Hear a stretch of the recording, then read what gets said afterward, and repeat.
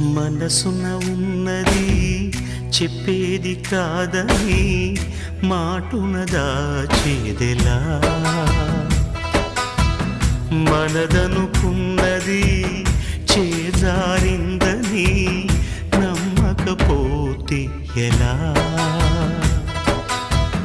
మరి మరి తలచి ఊహలలోనే దాచి చాటుగా చూసే